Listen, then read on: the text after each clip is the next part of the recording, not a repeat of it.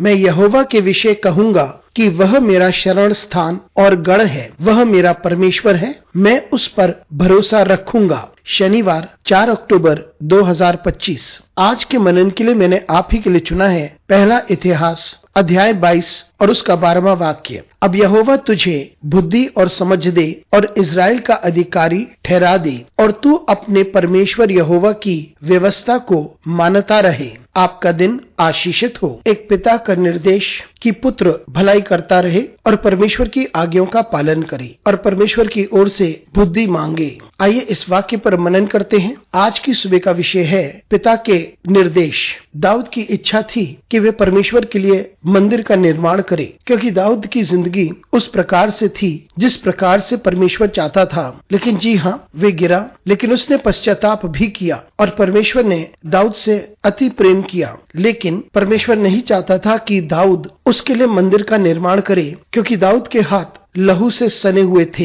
क्योंकि दाऊद ने बहुत से युद्ध लड़े थे। लेकिन दाऊद ने ये वादा किया था कि उसका पुत्र सुलेमान को ये मौका दिया जाएगा कि वे मंदिर का निर्माण करे। इसलिए दाऊद जब वे सुलेमान को निर्देश दे रहा था, इससे पहले कि सुलेमान इज़राइल का राजा बने, दाऊद ने उसको बताया कि वे परमेश्वर का भय माने और जोर देकर उससे कहा कि वे परमेश्वर की आज्ञाओं को जिंदगी भर नियमित रूप से मानता रहे, ताकि परमेश्वर उसके साथ बना रहे। और फिर दाऊद ने सुलेमान से कहा कि वे मंदिर के निर्माण को करे और उसे यह भी कहता है कि परमेश्वर उसे बुद्धि और ज्ञान दे ताकि वे इज़राइल के लोगों पर शासन कर सके। दाऊद ने प्रत्यक्ष रूप से ये नहीं कहा कि सुलेमान परमेश्वर से बुद्धि और ज्ञान मांगे, लेकिन उसे समझाया कि बुद्धि और ज्ञान परमेश्वर की ओर से ही आना चाहिए। इसीलिए जब गिबियोन पर परमेश्वर सुलेमान के सामने प्रकट हुआ, उस वक्त सुलेमान ने परमेश्वर से बुद्धि मांगी थी ताकि वह लोगों पर शासन कर सके। मित्रों,